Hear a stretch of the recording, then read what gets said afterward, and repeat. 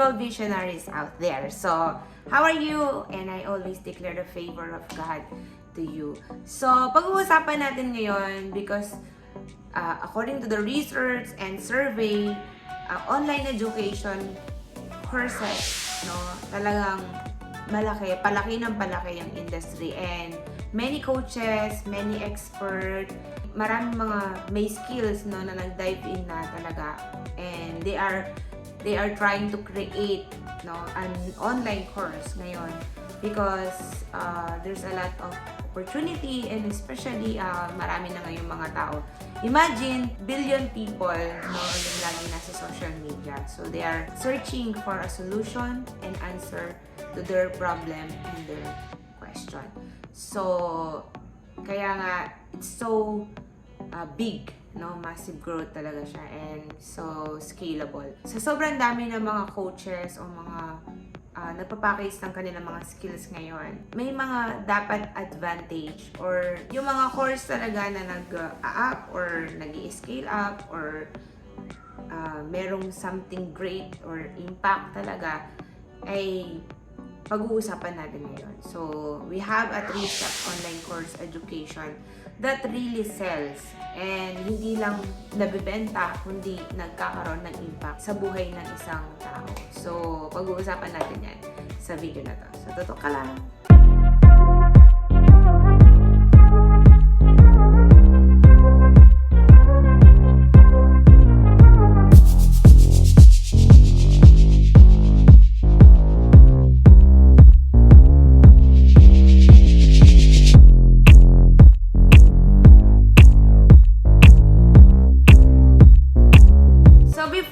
Siyempre, di tayo mawawalan ng word na mag-i-inspire sa atin, mag-motivate sa atin, which is sa Matthew chapter 22, verse 37 to 39, sabi niya dito, Jesus replied, "Love the Lord your God with all your heart and with all your soul and with all your mind. This is the first and the greatest commandment, and the second is like it. Love your neighbor as yourself." So, as we love and serve our fellow men, especially our co-visionary, di ba? We live both commandments. By helping God's beloved children, we show our love for Him. So, I love you. That's why I want to help you. No? By serving our family, neighbors, and enemies, our love for them grows. The Bible teaches us how to serve others, follow Jesus, and find joy. So, praise God for the Word of God. So, ngayon, let's move on dun sa pag-uusapan natin yan. So, 3-step online course education that sells with impact.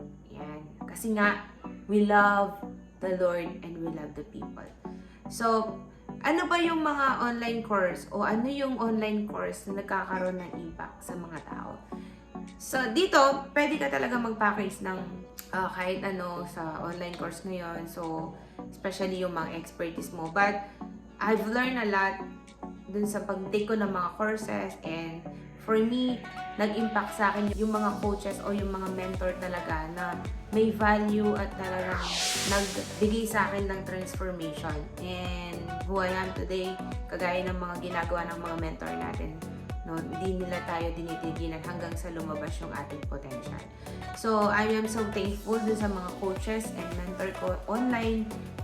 Bakit nagkaroon ako ng ganitong transformation, especially sa career and sa business online. But, of course, overall kay Lord, overall dun sa mga mentor natin sa spiritual. And na-discover ko na lang to as I pray for opportunity and for an income stream. So, ngayon, let's dive in. 3-step that online course education can sell with impact. So, number 1, kailangan ang course mo nag-build ng relationship. So, ang course or yung business mo, no, dapat nag-create ng relationship. So, if you sell something for the people, alam mo ito no, akala kasi ng marami na kailangan marami siyang followers, kailangan millions muna para makapag-sell siya. The reality is, if you have 10, 5, or 1 follower or viewer or subscribers, kung meron kang YouTube channel, no, yun ay mga tao na pwede kang mag-build ng relationship. So, how you can build a relationship? Kagaya ng mga mag-asawa, no, hindi naman sila agad-agad nag-yes, nag-I do, or ano, di ba, hindi sila agad kasal. So, nag-build mo na sila ng relationship. So, mas maganda kapag ang mag-asawa nag-start sa friendship. So, paano yon? You will win them, you will help them, and you will give them the value and the things that they want. So, para totoong talagang matulungan mo sila sa online course mo, give them such value. So, paano yon? Mamimili ka ng isang platform kung saan pwede mo silang bigyan ng maraming mga content na makakatulong sa kanila. So, use a platform just like YouTube, Instagram, Facebook, TikTok, no? So, yan yung mga platform ngayon na pwede mong gamitin to build a relationship, to build a valued content, and also, yung mga pwede mong matulong sa kanila, yung mga question, some problem na meron sila ngayon, and you can help them by giving them a free content at makakipag-build ka ng relationship sa kanila. So, it can impact them, no? When you are helping them specifically. And you can help them, especially yung mga ideal client mo, by mirror ka ng kanilang mga problems, ng kanilang mga question. Kasi, kaya mo sila gustong tulungan kasi naranasan mo din yun. So, you can build a relationship by doing a content to a platform that deliver value, answer to their question. Yan. So, it surely make an impact. So, number 2, intentional teaching. So, paano naman to? Sabi nga dito, Albert Einstein says, knowledge comes from experience. Information is not knowledge. The only source of knowledge is experience. So, intentionally, use your learnings.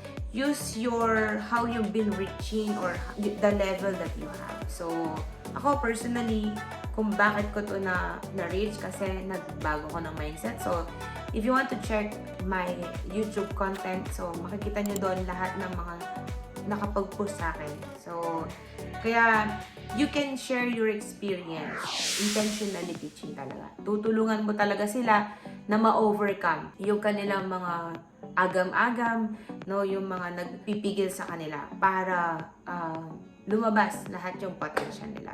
So, intentionally teaching, just like in the G12 vision. Intentionally ILD, di ba? Intentional leader discipleship, di ba? Or PID, no? Personal intentional discipleship. So, kailangan talaga may intentional, no, na teaching. Tinuturo mo talaga yung nanggagaling sa puso mo because you love the people, because you want to serve. Yan. You want to value and you want to create an impact to the people. So, it's not only an information, but it's a knowledge and wisdom and yung mga learnings mo talaga na nakatulong sa'yo. So, you can intentional teaching them. So, that is second step na pwede mong magawa sa online course mo. No?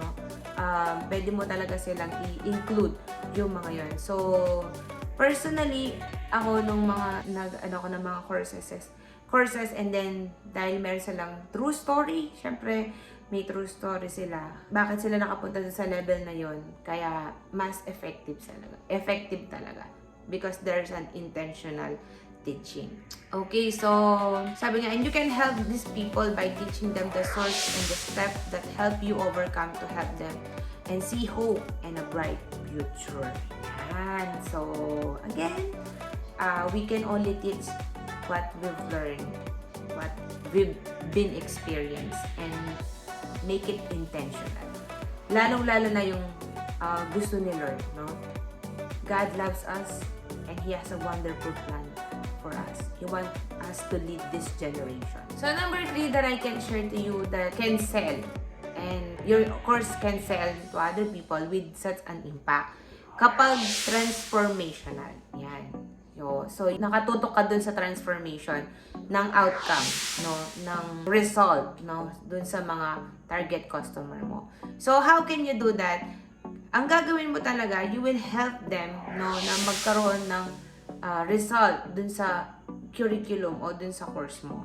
Kasi marami sa mga course ngayon, puro information. So, bigyan natin ng mga, siyempre, information, research, saka talagang validated yung gagawin. Pero, ang pinaka gagawin mo talaga is focus ka dun sa result para dun sa client mo. So, it surely impact the people. So, kaya ka naman gagawa ng business, you want to serve it.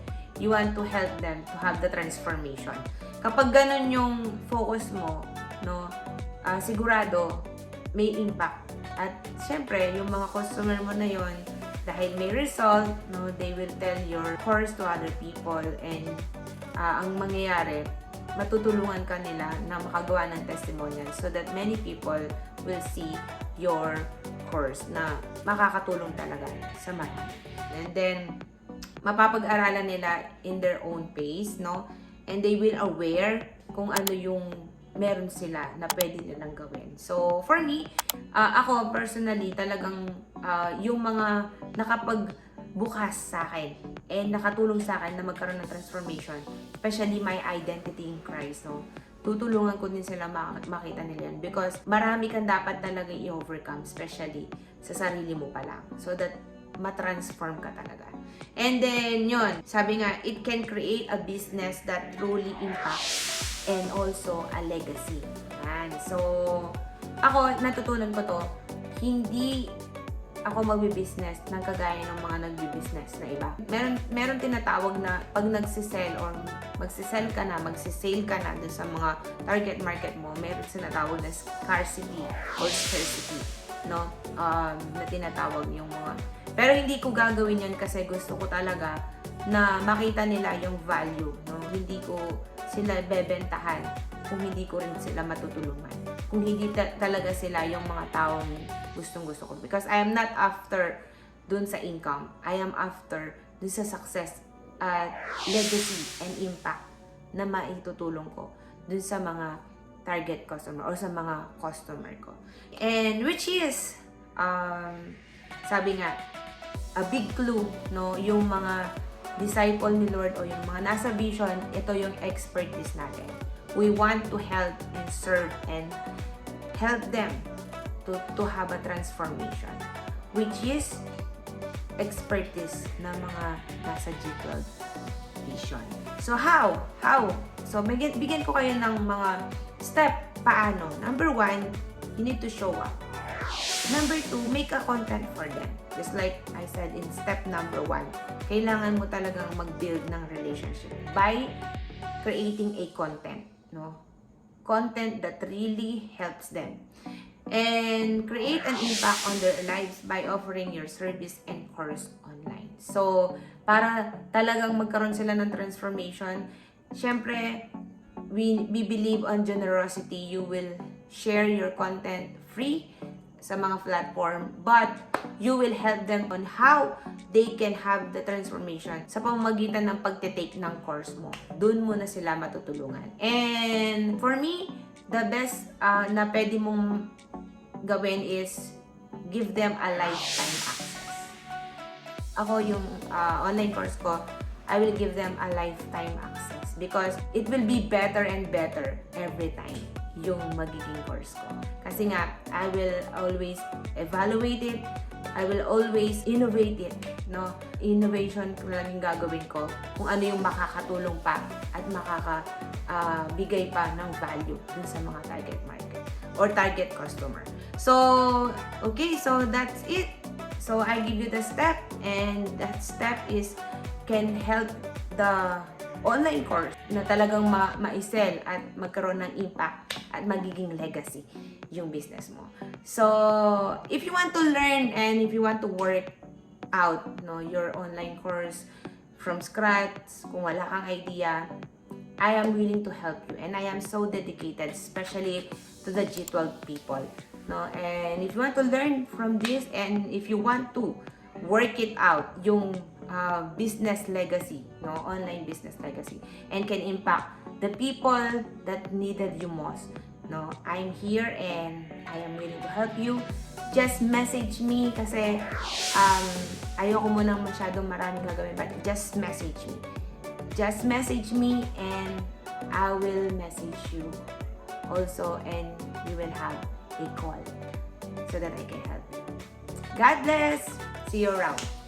Okay, so I have a free ebook, no, yung Purposeful Business. So if you want to build your business, online or physical man yan, so I have a free ebook for you. So you can download it.